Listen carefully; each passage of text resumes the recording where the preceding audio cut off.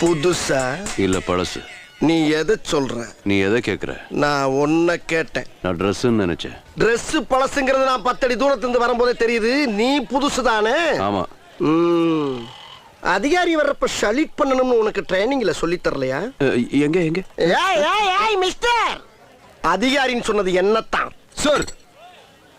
லெஃப்ட்ல சலிட் அடிக்கணும்னு எந்த அதிகாரி சொல்லி கொடுத்தான்? Nonsense. Salute and right hand. O